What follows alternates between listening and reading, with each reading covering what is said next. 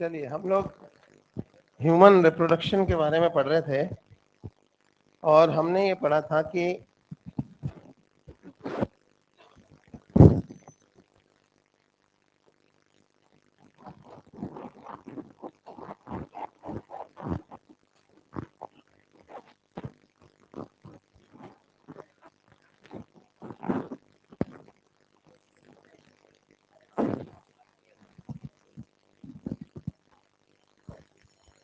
चलिए, तो हमने देखा था कि ब्लास्टुला स्टेज जो होती है उसमें इम्प्लांटेशन होता है, यही पढ़ा था ना हमने। और इम्प्लांटेशन 7th डे होता है, फंडस पे होता है, और किसका होता है? ब्लास्टोसिस्ट का। और ट्रोफोब्लास्ट, जब तक इम्प्लांटेशन नहीं होता तब तक न्यूट्रिशन कौन प्रोवाइड कर रहा होता है? ट्रोफोब्लास्ट, है ना। तो अब मैं क्या करूंगा, ट्रोफोब्लास्ट को बस एक लाइन की तरह दिखाऊंगा यहाँ। तो हमने देखा कि अच्छा, zona pellucida 7th day disappear होती है, तब तक यूट्रस कहाँ, एम्ब्रियो कहाँ पहुंच चुका होता है? फंडस पे। अगर जोना पेलुसिडा वक्त से पहले डिसइंटीग्रेट हो जाए तो क्या होगा? तो ट्रोफोब्लास्ट एक्सपोज हो जाएगा ना फेलोपियन ट्यूब में ही, तो वहीं चिपक जाएगा, तो फेलोपियन ट्यूब में ही इम्प्लांटेशन हो जाएगा। इसे कहते हैं एक्टोपिक प्रेगनेंसी। एक्टोपिक मतलब एट एन एबनॉर्मल साइट। तो what prevents ectopic pregnancy? Zona pellucida. वो 7वें दिन से पहले डिसइंटीग्रेट हो जाएगी तो एक्टोपिक प्रेगनेंसी हो जाएगी। और एक्टोपिक प्रेगनेंसी का कोई फ्यूचर नहीं होता, क्योंकि फेलोपियन ट्यूब में ज्यादा दिन तक एम्ब्रियो को सपोर्ट मिल नहीं पाएगा। या तो ट्यूब रप्चर हो जाएगी या उसे टर्मिनेट करके हटाना ही पड़ेगा, एबॉर्शन ही कराना पड़ता है एक्टोपिक प्रेगनेंसी में। तो presence of zona pellucida actually prevents ectopic pregnancy. ये भी उसका फंक्शन है, जो 7 दिन के बाद डिजेनरेट होती है। तो अगर हम देखें, जैसे ये ट्रोफोब्लास्ट है और इनर सेल मास ट्रोफोब्लास्ट के एक तरफ चिपक गया है,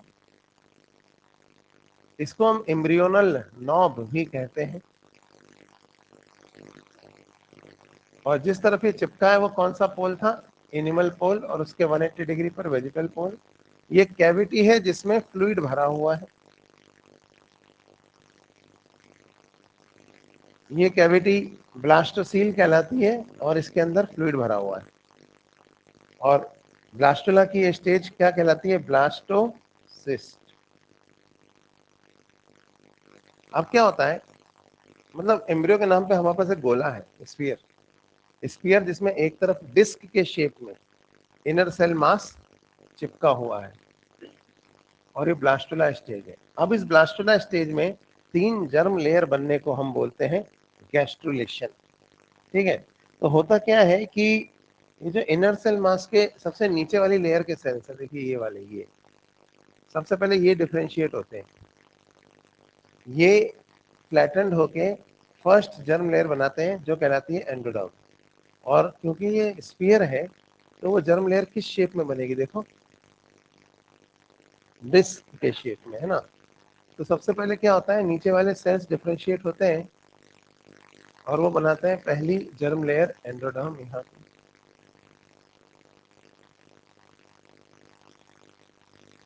ये ट्रोफोब्लास्ट है। अब इस एंडोडर्म और ट्रोफोब्लास्ट के बीच में जो सेल्स फंसे हुए हैं, ये वाले, ये भी कॉलमनर हो जाते हैं। और ये भी एक और डिस्क यहाँ पे बनाते हैं। इस डिस्क को हम क्या कहते हैं? एक्टोडर्म। तो अब यहाँ पे एम्ब्रियो के अंदर 2 डिस्क बन गई हैं। नीचे वाली डिस्क का नाम है एंडोडर्म, ऊपर वाली डिस्क का नाम है एक्टोडर्म। ठीक है, इस तरह से यहाँ पे ये 2 डिस्क बन जाती है। अब क्या होता है कि यहाँ ट्रोफोब्लास्ट में यहाँ नीचे कुछ सेल्स डिफरेंशिएट होते हैं, इन्हें सेल ऑफ रॉबर कहा जाता है। इन्हीं को हम एमनियोजेनिक सेल भी कहते हैं। इनके बनने के बाद अब ये दोनों ही डिस्क जो है वो थोड़ा नीचे खिसकती है। अब जो दोनों ही डिस्क थोड़ा नीचे खिसकेंगी तो जैसे यहाँ पे एक कैविटी है वैसे यहाँ भी एक कैविटी अपीयर हो जाएगी। तो जब भी दोनों डिस्क थोड़ा नीचे खिसकती हैं तो इस तरह का डायग्राम बनता है। यहाँ देखो,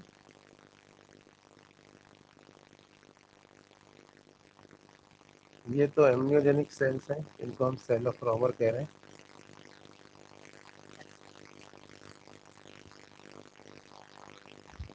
ये एक्टोडर्म की डिस्क है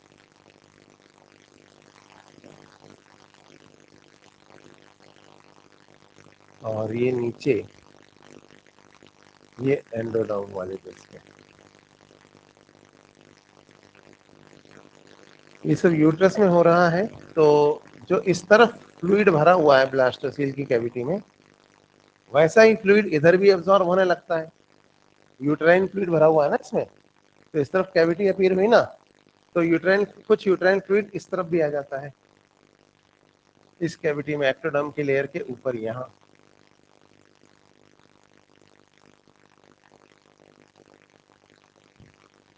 इस यूट्राइन फ्लूइड को हम कहते हैं एमनियोटिक फ्लूइड। और ये जो कैविटी ऊपर अपीयर हुई है ना, इसका नाम होता है एमनियोटिक कैविटी। चीज वही है, नाम बदल दिया है खाली। अभी एमनियन का कोई अता पता नहीं है, लेकिन एक कैविटी है एमनियोटिक कैविटी जिसमें भरा हुआ है एमनियोटिक फ्लूइड।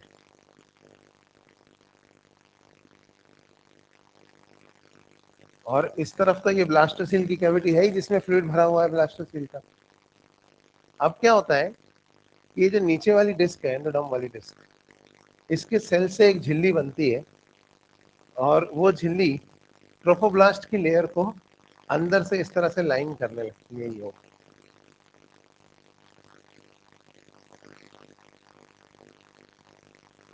ऐसे ही नहीं, ऐसे भी चारों तरफ ही हो, जैसे एंडोडर्म की तस्तरी के नीचे किसी ने कढ़ाई चिपका दी हो, हॉलो हेमिस्फीयर की तरह, और ब्लास्टोसील की कैविटी को पूरी तरह से अपने अंदर ले लेती है। इस झिल्ली का नाम होता है प्राइमरी योक सेक। अब हमारे अंडों में तो योक होता नहीं है, लेकिन फिर भी योक सेक जो है वो बनता है, क्योंकि ऑन्टोजेनी रिपीट्स फाइलोजेनी। ये क्या होता है इवोल्यूशन में जानेंगे। तो ये है प्राइमरी योक सैक। और इस फ्लूइड का नाम, ब्लास्टोसील के फ्लूइड का नया नाम क्या हो जाता है, योक सैक फ्लूइड। और इस कैविटी का नया नाम हो जाता है योक सैक कैविटी। चीज वही है, नाम बदल गया। अब क्या होता है कि ट्रोफोब्लास्ट में जबरदस्त सेल डिवीजन होता है। ये जो ट्रोफोब्लास्ट है ना, और ये नई टिश्यू को अंदर की तरफ जमा करता चला जाता है। अंदर की तरफ मतलब कहाँ, अपने तो अंदर, लेकिन प्राइमरी योक सैक के बाहर, यानी कि इस एरिया में देखो, यहाँ नई टिश्यू डिपॉजिट होने लगती है। ऊपर भी एम्नियोजेनिक सेल्स के अंदर। तो ट्रोफोब्लास्ट दूर चला जाता है और अपने अंदर की तरफ एक नई टिश्यू जमा करता है। ऐसे ही नहीं, सब तरफ ऐसे भी है ना। तो चारों तरफ एक नई टिश्यू जमा होने लगती है इसकी। ट्रोफोब्लास्ट जो है ये बाहर की तरफ ग्रो कर रहा है और यहाँ एक नई टिश्यू जमा हो रही है। तो ये जो नई टिश्यू जमा होने लगती है, इसका नाम होता है मीजोडर्म। लेकिन ये कैसी मीजोडर्म है, मीजोडर्म को तो एक्टो और एंडो के बीच में होना चाहिए। ये एम्ब्रियो के नाम पे हमारे पास अभी क्या है, एक्टोडर्म और एंडोडर्म, और ये तो बाहर है।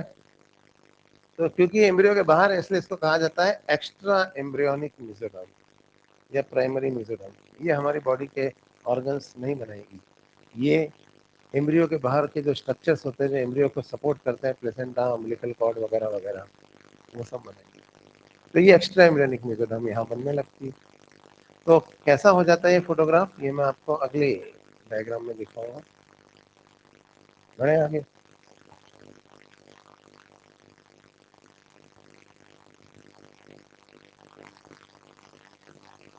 बना लिया। रुकना हो तो हाथ खड़ा कर देना, नहीं तो मैं पढ़ाता चला जाऊंगा। हो गया ना, नहीं हुआ तो ऐसे हाथ खड़े कर देना कि रुको सर।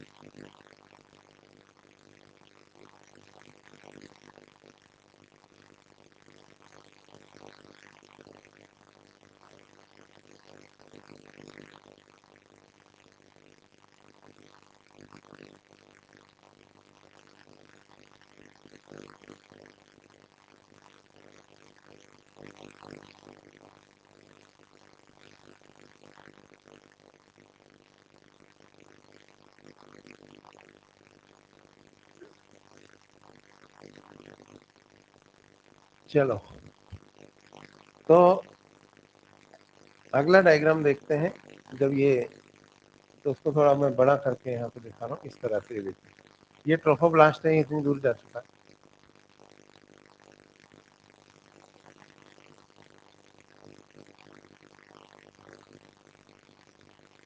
ये हमारी एक्टोडर्म वाली डिस्क है,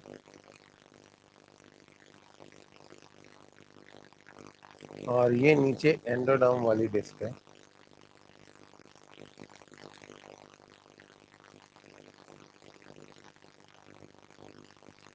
आप इस डायग्राम को अगर देखो, इधर वाले को, तो एम्ब्रियो के नाम पे हमारे पास क्या दिख रहा है आपको यहाँ? एक हॉलो स्फीयर जिसमें दो डिस्क फंसी हुई हैं, सेंटर से थोड़ा सा ऊपर। ऊपर वाली डिस्क के ऊपर भी पानी भरा है, नीचे वाली डिस्क के नीचे भी। जैसे एक टेबल टेनिस की बॉल ले लो आप, उस टेबल टेनिस की बॉल में दो 1 रुपए के सिक्के फंसा दो, सेंटर से थोड़ा सा ऊपर, और उसमें पानी भर दो। और टेबल टेनिस की बॉल का जो सफेद प्लास्टिक है वो है ट्रोफोब्लास्ट, और उसमें दो 1 रुपए के सिक्के फंसे हुए। ऊपर वाला सिक्का यानी डिस्क क्या है? एक्टोडर्म। नीचे वाला सिक्का यानी डिस्क क्या है? एंडोडर्म। और ऊपर वाले सिक्के के ऊपर भी पानी भरा है, वो एमनियोटिक फ्लूइड है। नीचे वाले सिक्के के नीचे जो पानी भरा है वो यॉर्क सैक फ्लूइड है, और एक झिल्ली है ऐसे अंदर। यही तो है ना अभी, है ना? तो अब इसमें सेल डिवीजन होता है, नई टिश्यू यहाँ बनती है, तो देखिए क्या होता है, इस दौरान यॉर्क सैक भी सिकुड़ के छोटा हो जाता है, और प्राइमरी यॉर्क सैक अब क्या कहलाने लगता है? Secondary yolk sac. ये देखिए यॉर्क सैक छोटा हो गया, ये यहाँ पर ये यॉर्क सैक फ्लूइड है, और ये सेकेंडरी यॉर्क सैक कहलाता है। ये आपको पता है, ये एमनियोजेनिक सेल्स है। ये यहाँ पे एमनियोटिक कैविटी है जिसमें भरा हुआ है एमनियोटिक फ्लूइड। और जो नई टिश्यू हमने डिपॉजिट करी है, वो कहाँ पे डिपॉजिट करी है? वो डिपॉजिट करी है इस एरिया में। यही है ना? देखिए ये है मीजोडर्म, जिसको हम कह रहे हैं extra embryonic mesoderm.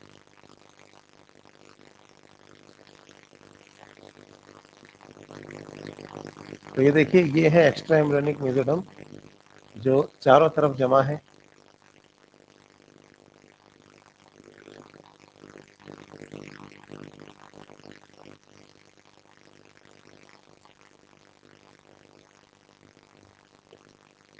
So this is the extra embryonic mesoderm. At this stage ये ऐसे ही नहीं है, ये ऐसे भी है। अब क्या होता है, इस एक्स्ट्रा एम्ब्रियोनिक मेसोडर्म में स्प्लिट्स आने लगते हैं, और ये स्प्लिट्स आपस में कोलीज कर जाते हैं। कहने का मतलब, जैसे है ना, ये स्प्लिट हो रही है, तो मेसोडर्म स्प्लिट होने लगती है, एक्स्ट्रा एम्ब्रियोनिक मेसोडर्म, और ये स्प्लिट्स आपस में इस तरह से जुड़ जाते हैं, और यहाँ पे एक कैविटी बनने लगती है। मेसोडर्म के स्प्लिट होने से मेसोडर्म के अंदर जो कैविटी बनती है, इस कैविटी को हम क्या कहते हैं?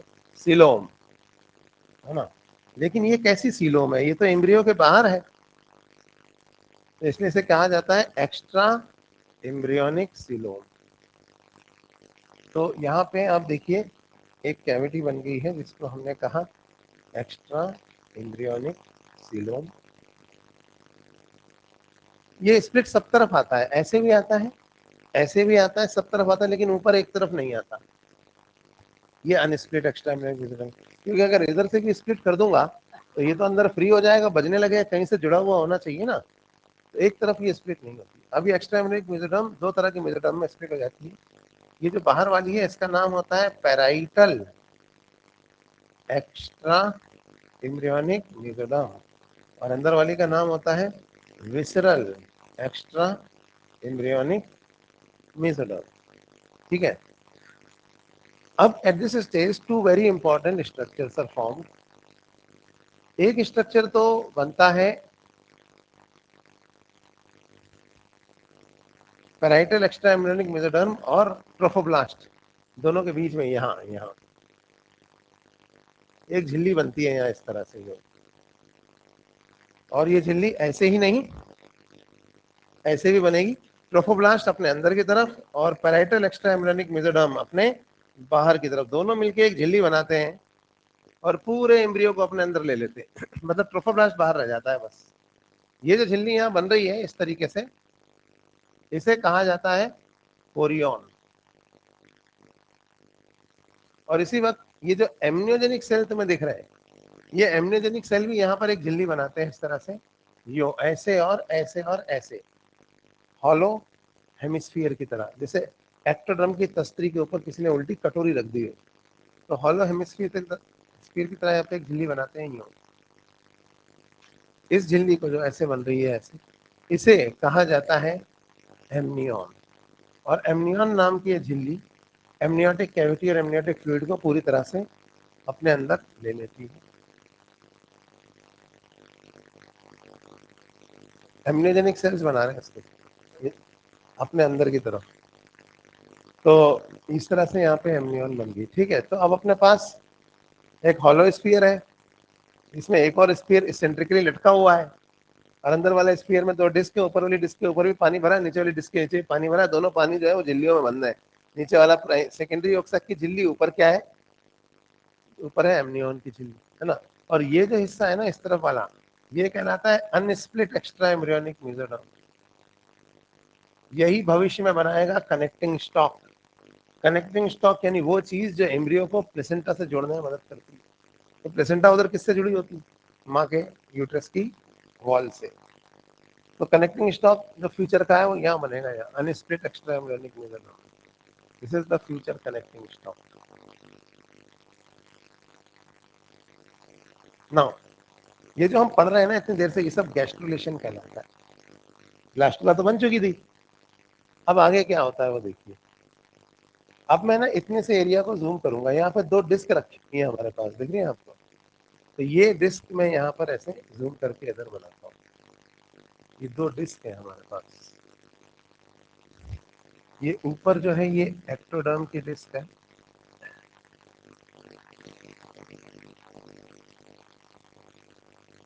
और नीचे ये एंडोडर्म वाली डिस्क है।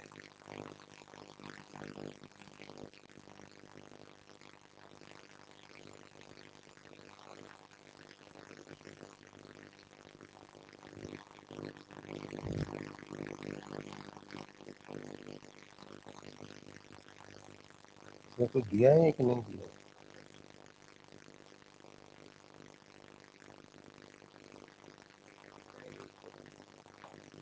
डायग्राम्स नहीं है ये वाले, कोई बात नहीं। चलो, तो ये दो डिस्क बन गई इस तरह से। अभी क्या होता है कि ये जो नीचे वाली डिस्क है, एंडोडर्म वाली डिस्क, देखो ये तो एक्टोडर्म वाली डिस्क है और ये एंडोडर्म वाली डिस्क। ये स्ट्रक्चर कहलाता है सेकेंडरी योक सैक। अब जो नीचे वाली एंडोडर्म वाली डिस्क है, इसमें एक जगह पे कुछ क्यूबॉइडल सेल्स ऐसे कॉलमनर हो जाते हैं और एक गांठ जैसी बना लेते हैं यहाँ। ये गांठ किसमें डूबी हुई है, योक सैक के फ्लूइड में। इसे कहा जाता है प्रोकॉर्डल प्लेट। तो कुछ सेल्स यहाँ पे एक गांठ जैसी बनाते हैं जिसे कहा जाता है प्रोकॉर्डल प्लेट। सपोज यहाँ पे ऐसे ये सेल्स ने ऐसी बना, ये कहलाती है प्रोकॉर्डल प्लेट। और इस प्रोकॉर्डल प्लेट के बनने के साथ ही एम्ब्रियो की पोलैरिटी डिसाइड हो जाती है। जहां कहीं भी प्रोकॉर्डल प्लेट बनती है, यहाँ बन डिस्क है ना ये पूरी, जहां पे भी ये बनती है उसे हम कहते हैं हेड एंड। और उसके 180 डिग्री पर, देखो डिस्क है ना, उसके 180 डिग्री पर जो एंड होता है वो कहलाने लगता है टेल एंड। तो प्रोकॉर्डल प्लेट बन जाती है। इसके बनने का अगला स्टेप क्या होता है, जो ऊपर वाली डिस्क है यानी कि एक्टोडर्म वाली डिस्क, उस एक्टोडर्म वाली डिस्क में भी एक जगह पे कुछ सेल्स डिवाइड करते हैं और एक गांठ जैसी बना लेते हैं। इस गांठ को कहा जाता है प्रिमिटिव स्ट्रीक। तो प्रोकॉर्डल प्लेट के 180 डिग्री पे ऊपर वाली डिस्क में एक और गांठ बनती है जिसे कहा जाता है प्रिमिटिव स्ट्रीक। तो प्रोकॉर्डल प्लेट और प्रिमिटिव स्ट्रीक दोनों एक दूसरे के कितने डिग्री पर है? 180 डिग्री पर। यहाँ बन गई प्रिमिटिव स्ट्रीक। अब इसी प्रिमिटिव स्ट्रीक को बीएससी एमएससी की किताबों में हैंसेन्स नोट लिखा होता है, अगर आपने कहीं देखा हो तो। अब क्या होता है अगला चेंज, कि जो ऊपर जो प्रिमिटिव स्ट्रीक है ना, इसमें सेल डिवीजन होता है और नए सेल ना यहाँ पे अपने आप को यहाँ पुश करने लगते हैं। कहाँ? Between ectoderm and endoderm. और यहाँ पर एक तीसरी डिस्क यूं बनाने लगते हैं, जैसे दो डिस्कों के बीच में सेल्स अपने आप को पुश कर रहे हैं और एक तीसरी डिस्क बना रहे हैं। और ये ऐसे ही नहीं, ऐसे भी हो रहे हैं। जैसे डोसा बनता है ना, डोसा या उत्तप्पा, वैसे ये डिस्क के शेप में स्प्रेड होते चले जा रहे हैं। दो डिस्कों के ऊपर वाली से नीचे आया, बीच में ऐसे स्प्रेड होते जा रहे हैं। और दो डिस्कों के बीच में एक तीसरी डिस्क बना रहे हैं। ये जो तीसरी डिस्क बीच में बन रही है ना, दो डिस्क, इनका नाम क्या होता है? इंट्रा एम्ब्रियोनिक मेसोडर्म या सेकेंडरी मेसोडर्म या मेसोडर्म प्रॉपर, जिससे तुम्हारी बॉडी के ऑर्गन्स बनेंगे। तो एक्टो और एंडो तो पहले बन चुकी थी, अब यहाँ पे तीसरी डिस्क बीच में बन रही है, इसे कहा जाता है मेसोडर्म वाली डिस्क। और इसके बनने के साथ ही अभी जो स्ट्रक्चर तुम्हें दिखाई दे रहा है, इसमें अब 3 डिस्क हो गई है ना। और ये स्ट्रक्चर क्या कहलाता है? ये कहलाता है गैस्ट्रुला। तो ह्यूमन गैस्ट्रुला तो ऐसी ही दिखती है। 3 जर्म लेयर बन गए up to the formation of 3 germ layer. यहाँ तक आपको आपके सिलेबस में होता है। अब कौन से जर्म लेयर से कौन से ऑर्गन बनते हैं वो बस याद करना होता है, कैसे बनते हैं वो बताया नहीं जाता क्योंकि वो बहुत डिटेल्ड है।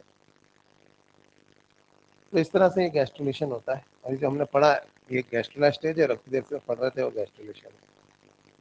लेकिन इसमें कुछ भी ह्यूमन एम्ब्रियो जैसा नहीं लग रहा है। आपने सोचा होगा ह्यूमन एम्ब्रियोलॉजी पढ़ेंगे तो इनमें कुछ बच्चे जैसा बनेगा, ऐसा एक काजू जैसा या किडनी जैसा बच्चा किसी झिल्ली में फ्लोट कर रहा है, नहीं ऐसा। ये तो पता नहीं है क्या है, तो एलियन का एम्ब्रियो लग रहा है किसी, ये बर्गर है क्या है, ये समझ में ही नहीं आ रहा है ना। तो चलो इसको हम एक काम करते हैं, वही तो किया अपन ने, 2 बर्गर के बीच में एक वो आलू टिक्की फंसा दी और मतलब मीजोडर में खा लो, ऐसे नहीं है। तो अभी अपन इसको ना, इसको देखते हैं, इससे ह्यूमन एम्ब्रियो जैसा थोड़ा सा शेप देते हैं। देख भाई, देखो ये 3 डिस्क है, तो मैं इन 3 डिस्क वाले पोर्शन को जूम करके बनाऊंगा अब अगले पेज पे, है ना।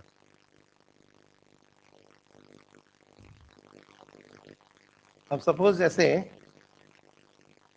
ये देखिए, ये एक्टोडर्म वाली डिस्क है,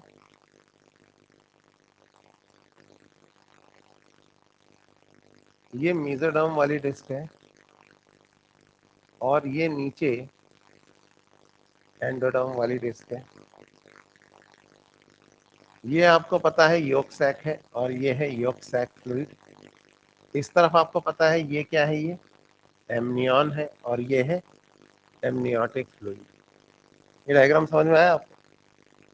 यही तो है जो ये वाला है ना। और सपोज ये यहाँ पर प्रोकॉर्डल प्लेट है, ये प्रोकॉर्डल प्लेट है, तो ये यहाँ पर प्रिमिटिव स्ट्रीक है। मैं नाम नहीं लिख रहा हूँ, आपको पता है वो एक्टो है, ये मीजो है और ये एंडो, ठीक है। अब क्या होता है, इन डिस्क में ना ग्रोथ होती है। जैसे मान लो एक कॉपर की डिस्क और एक आयरन की डिस्क में लूं और दोनों को एक के ऊपर एक रख के ऐसे जोड़ दूं और उसके बाद मैं उन्हें हीट करूं, तो due to difference in their coefficient of thermal expansion ऐसा हो सकता है कि कॉपर आयरन से ज्यादा एक्सपेंड करे। तो पता है क्या होगा, बेंडिंग हो जाएगी। और ध्यान देना, बेंडिंग ये डिस्क है ना, बेंडिंग ऐसे ही नहीं, ऐसे भी होगी, ऐसे भी होगी, ऐसे भी होगी। तो बाहर वाली डिस्क जो है अंदर वाली दोनों डिस्कों को अपने अंदर ले लेंगी, कॉन्सेंट्रिक स्फीयर्स। समझ रहे हो आप? स्फीयर के अंदर स्फीयर के अंदर स्फीयर। तो क्या होता है, शुरुआत में ऐसे ही होता है। एक्टोडर्म में मीजो और एंडोडर्म के कंपैरिजन में थोड़ी ज्यादा ग्रोथ होती है। तो ये देखिए बेंडिंग हो रही है। सपोज ये एक्टोडर्म है, ये मीजोडर्म है और ये एंडोडर्म। योग सैक जो है वो सिकुड़ के और छोटा हो गया है और ये यहाँ पर एमनियन है और ये है एमनियोटिक फ्लूइड। और थोड़ी बेंडिंग होती है। ये एक्टोडर्म है, ये यहाँ देखो ये एंडोडर्म है और ये अंदर मीजोडर्म है। सॉरी, एक्टोडर्म, मीजोडर्म और ये एंडोडर्म है। ये योक सैक है और ये एमनियन है और ये क्या है, एमनियोटिक फ्लूइड। एक्टोडर्म मीजो और एंडो को ऐसे ही नहीं, ऐसे भी घेर रही है। समझ में आ रही बात? और थोड़ी सी बेंडिंग होती है।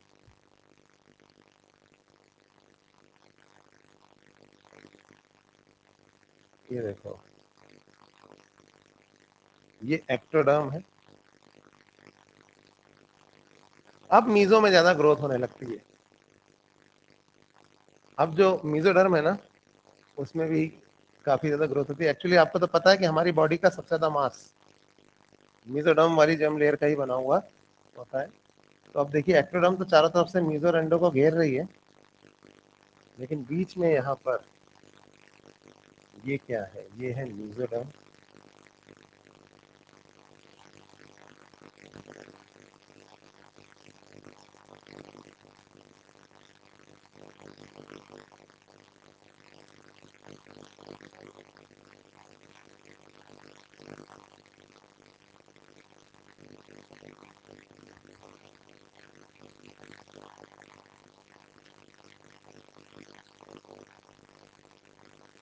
और ये है एंडोडर्म।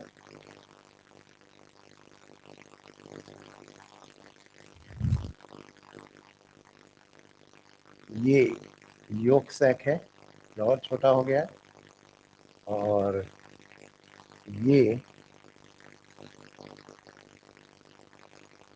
एमनियन है, ये एमनियोटिक फ्लूइड हो गया। कोरियन कहाँ है? कोरियन याद करो, ये रही कोरियन, याद आई? यानी कि ये दिखाई दे रही है आपको, ये कोरियन है।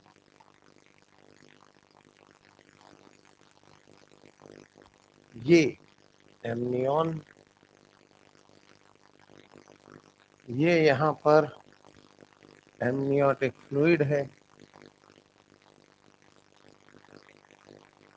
एंडोडर्म के अंदर की कैविटी को कहा जाता है आर्केंटेरॉन। आर्कियो मतलब प्रिमिटिव, एंटेरॉन मतलब गट। ये योक सैक है। इस दौरान अब एक और झिल्ली भी बनती है एंडोडर्म से, यहाँ इस एरिया में ऐसे। इसे कहा जाता है एलेंटॉइस। ये लास्ट में बनती है। तो ये चार झिल्लियां हो गई, एमनियन, कोरियन, योक सैक और एलेंटॉइस। याद कीजिए ये कौन सा एंड था? Head end. ये tail, head tail, head tail. ये कौन सा एंड है? हेड एंड है। और ये कौन सा एंड है? टेल एंड है। ठीक है। अब ध्यान से देखो, थोड़ा थोड़ा बच्चे जैसा लगने लगा है। जैसे बच्चा ऐसे सिर फोल्ड करके बैठा हुआ है। ये बच्चे की पीठ है, ये बच्चे के पैर हैं जो फ्लेक्स हो रहे हैं। और ये बच्चा तैर रहा है। किसमें तैर रहा है? चारों तरफ से एमनियोटिक फ्लूइड में तैर रहा है ना। और यहाँ पे एमनियोटिक फ्लूइड चारों तरफ इस बच्चे के हैं और दो मेम्ब्रेन है, बाहर कोरियन और फिर एमनियन। और ये आर्केंटेरॉन है। आर्केंटेरॉन ही फ्यूचर में क्या बनाएगी पता है? Alimentary canal. प्रिमिटिव गट है ना ये एलिमेंट्री कैनाल। अब आप देखो इस बच्चे के अंदर ये गैस्ट्रोला स्टेज है। एक्टो से अगर आपको एंडो में जाना है ना, तो आपको मीजो से होकर गुजरना ही पड़ेगा। बोलो गुजरना पड़ेगा कि नहीं? आप कहीं भी एक्टो से एंडो में नहीं जा सकते बिना मीजो से गुजरे। तो एक्टोडर्मल स्ट्रक्चर समझते हैं ना, बॉडी के स्किन वगैरह होती है। मीजोडर्म मतलब पेरिटोनियम, ये सब होता है। और एलिमेंट्री कैनाल की इनर लाइनिंग कैसी होती है? एंडोडर्मल। तो एक्टो से आपको एंडो में जाना है तो मीजो से होकर गुजरना ही पड़ेगा। दो ही जगह ऐसी हैं जहां आप डायरेक्ट एक्टो से एंडो में जंक्शन देख रहे हो, एक तो ये और एक ये। बोलो यही तो दिख रहा है आपको एक्टो और एंडो का जंक्शन। हम लोग ड्यूटेरोस्टोमिया है, पहले ये डेवलप होगा, इसे कहते हैं प्रोक्टोडियम, और ये कहलाएगा स्टोमेडियम। ये बनाएगा एनस, ये बनाएगा माउथ। तो सुना है ऐसा आपने कभी, है ना? तो दो ही जगह होती है जहां आप सीधा एक्टो से एंडो में पहुंच सकते हो, वरना आप कहीं से भी एक्टो से एंडो में घुसोगे तो मीजो से होकर तो गुजरना ही पड़ेगा, माउथ और एनस। क्योंकि आपको ये क्या है? एक्टोडर्मल है, लिप्स तक एक्टोडर्मल है, तो सीधा ईसोफेगस के बाद एंडोडर्म आ जाती है, मीजो कहाँ आती है बीच में।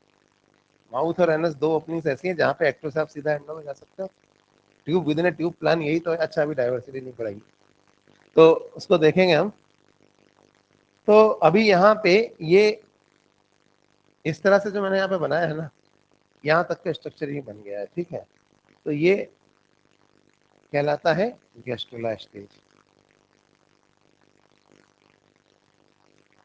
अब पता है क्या होता है, इसके बाद अगली स्टेज होती है न्यूरुला, न्यूरुलेशन। हालांकि ये तो सिलेबस में नहीं है, पर थोड़ा सा बता देता हूँ इसको, आना चाहिए आपको, जितना है उतना बता देता हूँ। ये जो मेसोडर्म वाली लेयर है ना, हम सब कॉर्डेटा हैं, सुना है आपने? तो नोटोकॉर्ड हम सबके अंदर बनती है, भले ही बनने के बाद नष्ट हो जाए, लेकिन बनती जरूर है एम्ब्रियोनिक स्टेज में, क्योंकि ऑन्टोजेनी रिपीट्स फाइलोजेनी। तो भाई यहाँ भी बनती है, हमारे एम्ब्रियो में भी नोटोकॉर्ड बनती है। और नोटोकॉर्ड कौन से जर्म लेयर से बनती है? मीजोडर्म से। तो ये मीजोडर्म से देखिए आप नोटोकॉर्ड बनती है यहाँ। ये देखिए, ये नोटोकॉर्ड है, सॉलिड होती है। ये आपको स्ट्रक्चर दिख रहा है, ये है नोटोकॉर्ड, सॉलिड नोटोकॉर्ड जो हमारे अंदर बनती है। तो एम्ब्रियो में हमारे नोटोकॉर्ड बनती है, लेकिन बनने के बाद ये जो नोटोकॉर्ड है ये डिजेनरेट हो जाती है। अब जैसे ये मेसोडर्म है, इसमें ये पेन, ये नोटोकॉर्ड है, ठीक? अब ये डिजेनरेट हो जाए तो यहाँ कैविटी बन जाएगी ना, तो ये नोटोकॉर्ड बनती है और बनने के बाद फिर डिजेनरेट हो जाती है। अब जब ये डिजेनरेट होती है तो क्या होता है वो देखिए। जब ये डिजेनरेट होती है तो यहाँ पे भी एक कैविटी अपीयर हुई और यहाँ पे भी एक कैविटी अपीयर हो रही है, देखिए।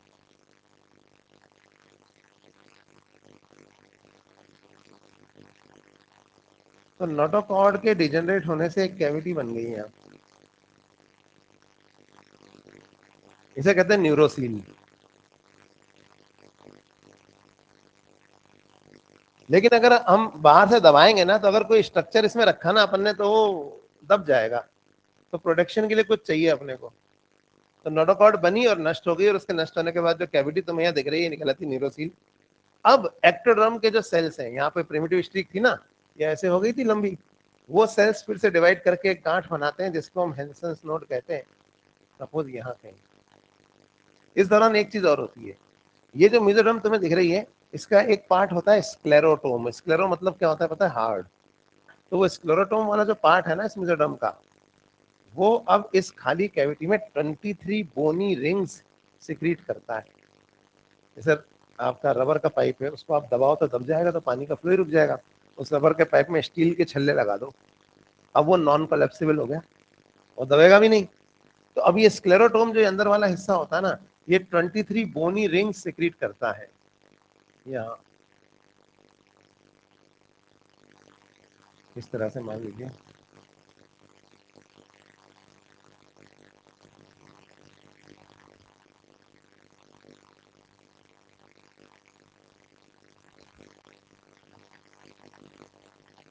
तो ये जो 23 बोनी रिंग्स यहाँ पे सिक्रीट हुई हैं, 23 नहीं सॉरी 33 बोनी रिंग सिक्रीट करता है, ये क्या कहलाती है पता है? Vertebral column. तो notochord does not give rise to vertebral column. Notochord के डिजेनरेट होने से जो खाली जगह अपीयर होती है, उस खाली जगह में बोनी रिंग्स बनती हैं, वो भी मेसोडर्म से ही बनती हैं, और वो वर्टिब्रल कॉलम को मतलब बनाती है, ठीक है? लेकिन नोटोकॉर्ड के कुछ अवशेष बच जाते हैं, रिमेनेंट्स, और वो पता है क्या बनाते हैं? वर्टिब्रल कॉलम के बीच में पाई जाने वाली इंटर वर्टिब्रल डिस्क का सेंट्रल पोर्शन, जिसे न्यूक्लियस पल्पोसस कहते हैं। कोई नहीं पूछेगा पर जो है वो बता दिया है ना। तो ये वर्टिब्रल कॉलम बन गया। अब क्या होता है, एक्टोड्रम के इन्वेजिनेशन से यहाँ एक ट्यूब बनती है जिसे कहा जाता है न्यूरल ट्यूब। अब ट्यूब जो होती है ना, जैसे धागे आपस में, रेशे आपस में घूते तो धागा आपस में घूता तो रस्सी आपस में सुतलियां आपस में गूंदी तो रस्सियां गूंद के रस्सा बन गया। अब रस्से से मोटा कुछ नहीं है तो रस्से की लंबाई जो है वो बढ़ती चली जाएगी। इसी तरह से यहाँ पे न्यूरल ट्यूब एक बनती है, और ये बिल्कुल पीछे से नहीं, यहाँ L3 L4 के लेवल से अंदर इन्वेजिनेट कर रही है, देखो यहाँ से, और ये इसके अंदर चल रही है। ये सपोज इसका असेंडिंग लिम्ब है जो यहाँ तक गया, और फिर एक कौन सा होगा, डिसेंडिंग वाला। लेकिन इवोल्यूशन के सीक्वेंस में Pisces, amphibia, reptile, aves, mammals, neural tube की लंबाई जो है वो बढ़ती ही जा रही है। अब यहाँ तो रखने की जगह है, तो ये यहाँ आगे वाले एरिया में यहाँ आ रहे हैं फोल्ड खतरनाक। ये बात समझ पा रहे हैं आप, ये फोल्ड आ रहे हैं यहाँ, और अब ये वापस जा रही है, तो ये इसके असेंडिंग और डिसेंडिंग लिम्ब हो गए, ये न्यूरल ट्यूब हो गई। इस न्यूरल ट्यूब के बनने के साथ इसे क्या बोला जाता है, न्यूरुला। अब जैसे जैसे इवोल्यूशन हुआ, फोल्ड कहाँ और लंबी होगी तो फोल्ड कहाँ आएंगे ज्यादा, बोलो, यही आएंगे। मैंने आपको नर्वस सिस्टम में बताया था ना, जो स्ट्रक्चर्स पैरेलल में लगते हैं लेकिन सीरीज में होते हैं, याद आया। तो ये पैरेलल में है, लग रहे हैं आमने सामने, fore brain, mid brain, hind brain, लेकिन क्या है, सीरीज में। और यहाँ बीच में जो कैविटी है, इसमें 2 lateral ventricle, 3rd ventricle, 4th ventricle, और ये वही स्पाइनल कॉर्ड की कैविटी। तो ये जो न्यूरल ट्यूब बन जाती है, इसके बाद हम इसको न्यूक्ला कहने लगते हैं, है ना। और ये जो हम पढ़ रहे थे ये न्यूरुलेशन था।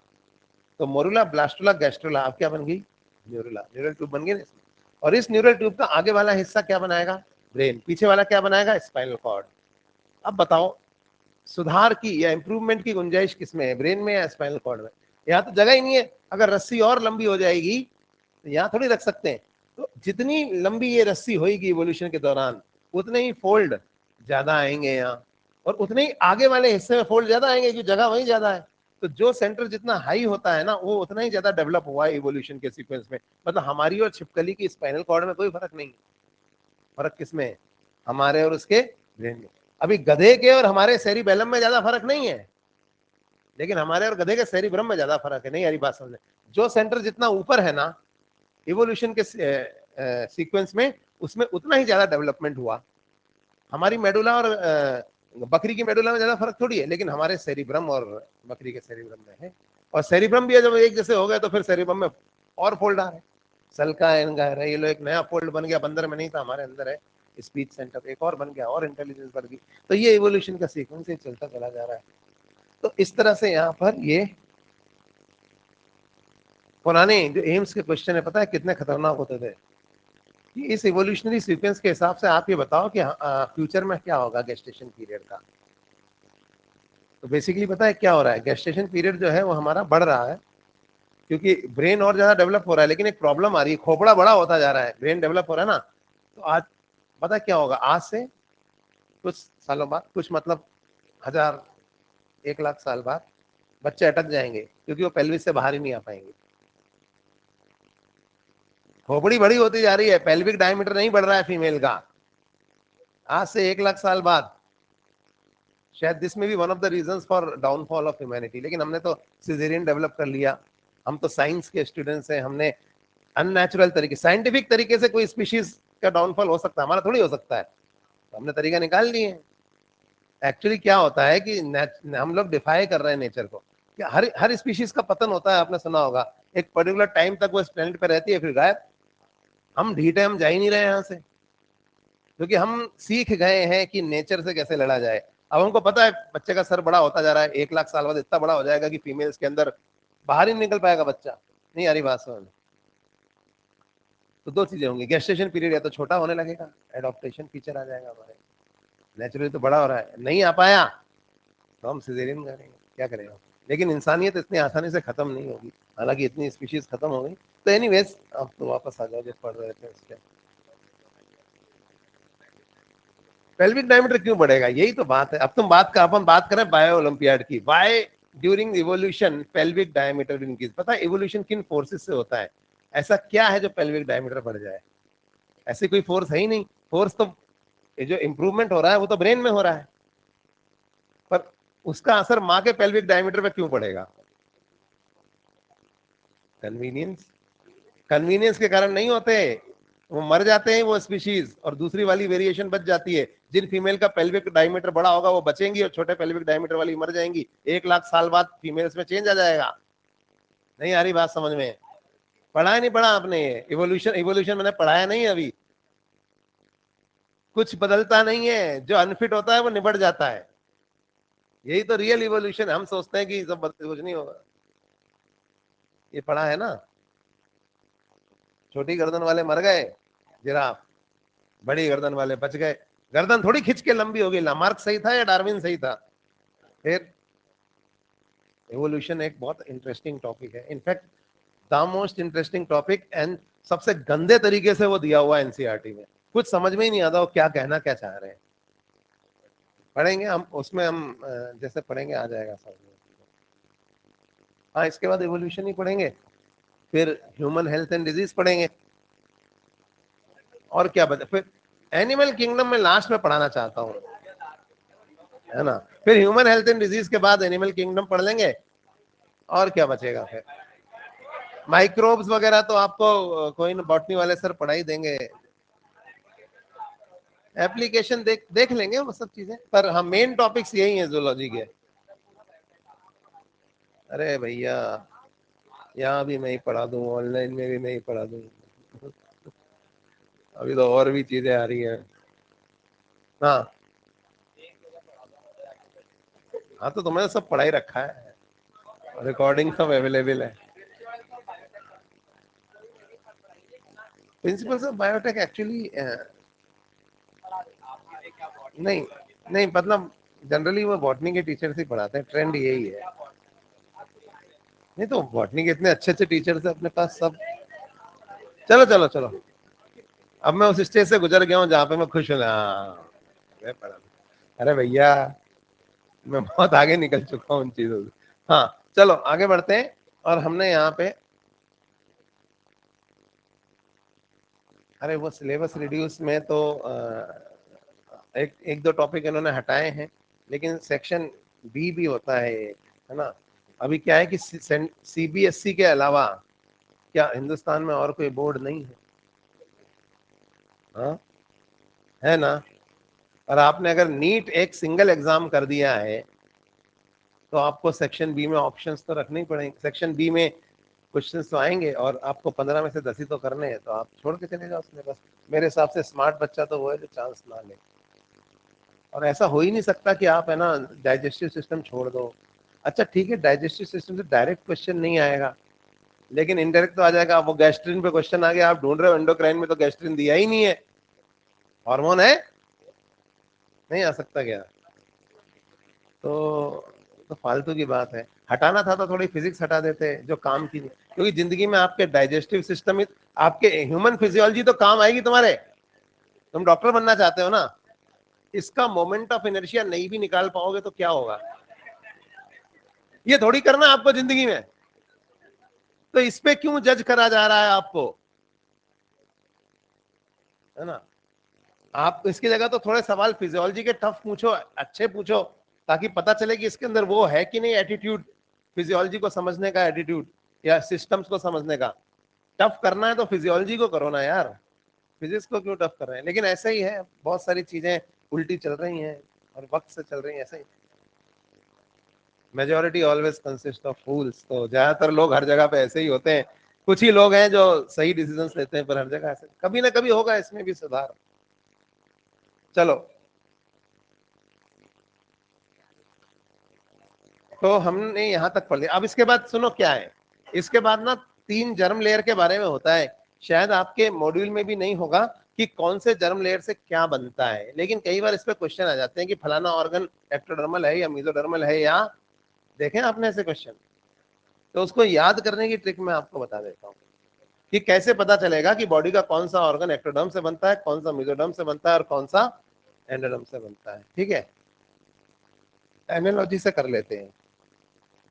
जैसे आपने सिविक्स पढ़ी है, हाँ सिविक्स 10th में, है ना।